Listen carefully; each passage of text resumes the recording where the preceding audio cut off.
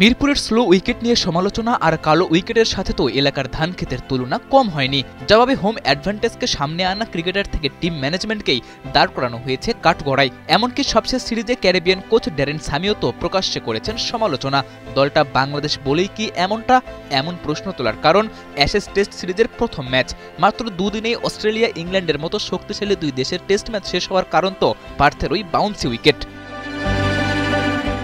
শত বছরেরও বেশি সময় ধরে চলা অস্ট্রেলিয়া ইংল্যান্ডের এই দ্বৈরথে মাত্র 2 দিনের টেস্ট ম্যাচ শেষ হওয়ার ঘটনা মাত্র দ্বিতীয়বার। এর আগে প্রায় 100 বছর পূর্বে 1921 সালের মে মাসে নটিংহামে অস্ট্রেলিয়া 2 দিনে জিতে নিয়েছিল টেস্ট 10 উইকেটের ব্যবধানে। 100 বছর পরও 2 দিনে শেষ হওয়া ম্যাচে অজিদের জয় 8 উইকেটের ব্যবধানে। অ্যাশেজ টেস্টের প্রথম ম্যাচে টস জিতে ব্যাটিং নিয়েছিল ইংল্যান্ড। মিচেল স্টার্ক যেন মনে মনে এমনটাই চেয়েছিল। আগে বল করতে নেমে ঘরের মাঠে প্রথম ওভারেই তুলে নেন উইকেট। পরের ইনিংস শেষে যে সংখ্যাটা দাঁড়ায় 7 উইকেটে। সফরকারীদের ওরা আউট করে মাত্র 172 রানে। তবে ওই যে নিজেদের খোরা খালে নিজেদেরই পড়ে যাওয়ার যে ব্যাপারটা, সেটাই যেন ঘটল অস্ট্রেলিয়ার সাথে।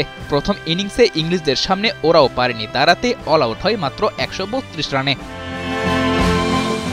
লো স্কোরিং হলেও সিরিজটা তো অ্যাশেজ, যার প্রতিটা পরতে পরতে থাকে নাটকীয়তা। এবারও তার ব্যতিক্রম নয়। প্রথম ইনিংসে 172 করলেও ইংলিশদের দ্বিতীয় ইনিংস গুটিয়ে যায় 164 রানে। তবে উইকেটের যে বেহাল দশা, তাতে 204 রানের টার্গেটও বিশাল ছিল স্বাগতিকদের কাছে। তবে হঠাৎ স্ট্র্যাটেজিতে পরিবর্তন।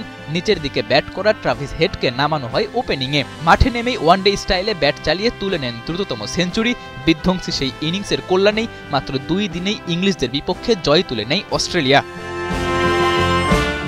সাদাতুর রাফি, 71।